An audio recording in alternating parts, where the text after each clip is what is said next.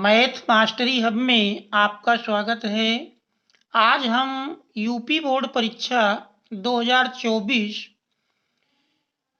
6 मार्च 2024 को संपन्न हुए चित्रकला की प्रश्नपत्र संकेतांक 830 आईवी के ऑब्जेक्टिव प्रश्नों को हल करेंगे। तो दिया हुआ आज का पहला प्रश्न है। पहले प्रश्न में दिया है, पहले प्रश्न में कह रहा कौन सा आकार आलेखन के लिए उपयुक्त नहीं है। पहला प्रश्न है कौन सा आकार आलेखन के लिए उपयुक्त नहीं है। तो इसमें ऑप्शन डी कोण आलेखन के लिए उपयुक्त नहीं है। ऑप्शन डी सही है। प्रश्न संख्या 2 है।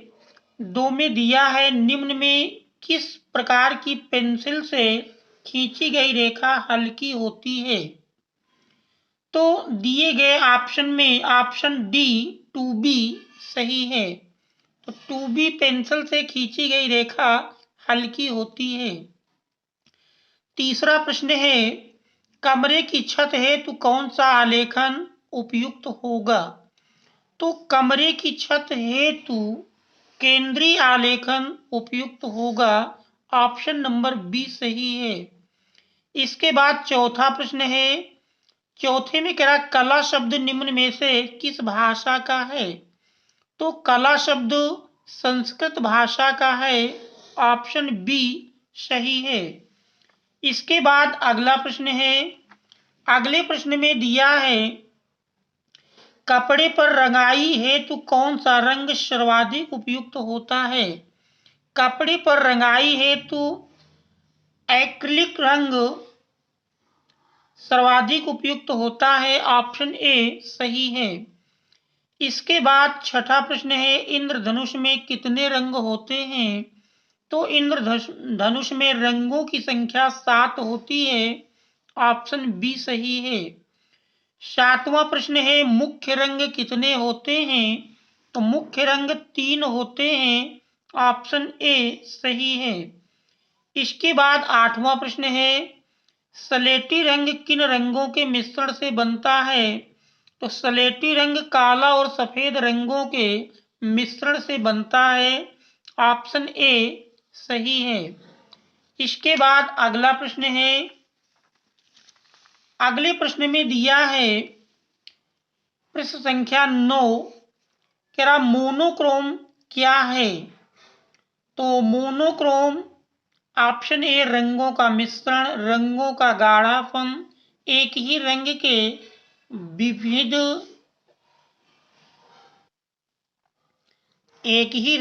विविध टोन। ऑप्शन सी सही है। इसके बाद 10वां प्रश्न है पीले रंग का विरोधी रंग कौन सा है। पीले रंग का विरोधी रंग नीला है। ऑप्शन ए सही है। इसके बाद अगला प्रश्न है 11वें प्रश्न में दिया निम्न में कौन सा रंग गर्म है।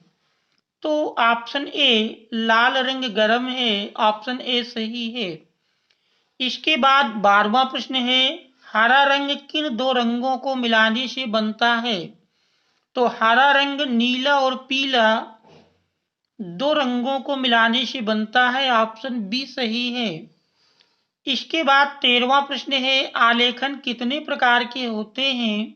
आलेखन 4 प्रकार के होते हैं। ऑप्शन सी सही है। इसके बाद 14वां प्रश्न है चारकोल क्या है। चारकोल ग्रेफाइट है। ऑप्शन ए सही है। इसके बाद 15वां प्रश्न है ओस्टवाल्ड चक्र में कितने रंग होते हैं। ओस्टवाल्ड चक्र में रंगों की संख्या 8 होती है। ऑप्शन ए सही है। इसके बाद 9वां प्रश्न है 16वां प्रश्न है बिना ब्रश की सहायता से कौन सा रंग लगाया जाता है। तो बिना ब्रश की सहायता से कौन सा रंग लगाया जाता है। ऑप्शन बी तैल रंग सही है। 17वां प्रश्न है काले रंग का विरोधी रंग कौन सा है। तो काले रंग का विरोधी रंग सफेद होता है। ऑप्शन बी सही है। इसके बाद 18वां प्रश्न है तटस्थ रंग कितने होते हैं? तो तटस्थ रंगों की संख्या 2 होती है। ऑप्शन सी सही है। इसके बाद 19वां प्रश्न है, निम्नलिखित में से द्वितीयक रंग कौन सा है? तो निम्नलिखित में से नारंगी रंग द्वितीयक रंग है। ऑप्शन सी सही है। इसके बाद 20वां प्रश्न है, किनारी डिजाइन का प्रयोग किया जाता है। तो किनारी डिजाइन का प्रयोग साड़ी की किनारी के लिए किया जाता है। ऑप्शन बी सही है। इसके बाद हम प्राविधिक कला के अंतर्गत आए हुए 20 ऑब्जेक्टिव प्रश्नों को भी हल करेंगे। इसका पहला प्रश्न है, निम्नलिखित में से किस ठोस में आयताकार फलक होते हैं?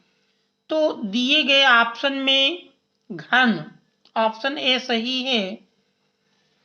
प्रश्न संख्या 2 है, एक वर्गाकार प्रिज्म में कितने आयताकार फलक होते हैं? तो एक वर्गाकार प्रिज्म में आयताकार फलकों की संख्या 4 होती है। ऑप्शन सी सही है। इसके बाद प्रश्न संख्या 3 है, संपूर्ण कोण होता है, संपूरक कोण होता है। तो संपूरक कोण 180 अंश का। ऑप्शन सी सही है। चौथा है, 1 मीटर में कितने सेंटीमीटर होते हैं? तो 1 मीटर में 100 सेंटीमीटर होते हैं। ऑप्शन ए सही है। पांचवा है, घन का प्रत्येक फलक किस आकार का होता है? तो घन का प्रत्येक फलक वर्गाकार होता है। ऑप्शन बी सही है। इसके बाद अगला प्रश्न है, एक घन में कितने फलक होते हैं? घन में फलकों की संख्या 6 होती है। ऑप्शन सी सही है। इसके बाद अगला प्रश्न है, 7वें नंबर में दिया है, क्या 1 डेसीमीटर में कितने सेंटीमीटर होते हैं? 1 डेसीमीटर में 10 सेंटीमीटर होते हैं। ऑप्शन ए सही है।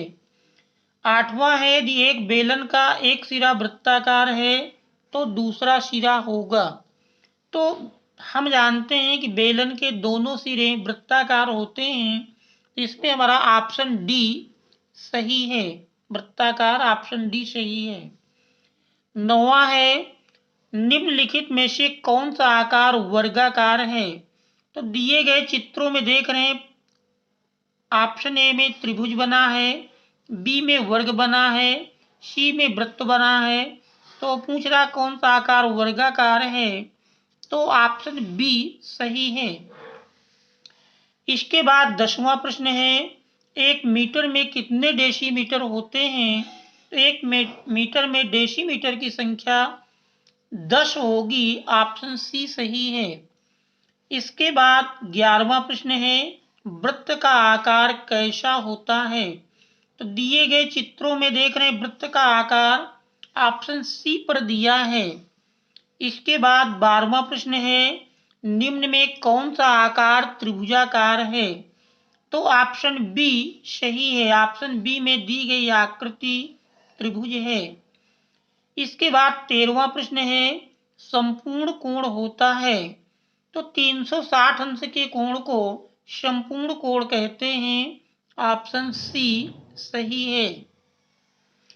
14वां प्रश्न है, वर्ग का प्रत्येक कोण कितने अंश का होता है? वर्ग के प्रत्येक कोण का मान 90 अंश होता है। ऑप्शन बी सही है।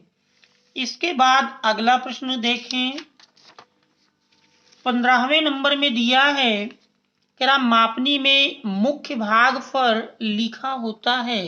तो मापनी में मुख्य भाग पर 0 लिखा होता है। ऑप्शन ए सही है। इसके बाद 16वां प्रश्न है, समकोण कितने अंश का होता है? हम जानते हैं 90 अंश के कोण को समकोण कहते हैं। ऑप्शन ए सही है। 17वां प्रश्न है, वर्ग किसे कहते हैं? तो जिसकी चारों भुजाएं बराबर हों वर्ग कहलाता है। ऑप्शन ए सही है। इसके बाद 18वां प्रश्न है, 1 डेसीमीटर में कितने सेंटीमीटर होते हैं? 1 डेसीमीटर में 10 सेंटीमीटर होते हैं। ऑप्शन ए सही है। 19वां है, यदि एक वृत्त में केंद्र की ओर एक कोण 120 अंश है तो दूसरा कोण होगा। तो चूंकि हम जानते हैं 120 और 240 मिलकर 360 अंश का निर्माण करेंगे, तो इसमें हमारा विकल्प नंबर डी सही है, 240 अंश। 20वां है, आयत का प्रत्येक कोण कितने अंश का होता है?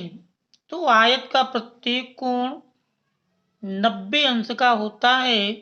ऑप्शन डी सही है। तो इस प्रकार से बच्चों, ये अभी तक आपने वीडियो को लाइक नहीं किया है तो वीडियो को लाइक कर दें, एवं चैनल को सब्सक्राइब नहीं किया है तो सब्सक्राइब कर लें, एवं अपने मित्रों को शेयर कर दें। Thanks all of you for watching.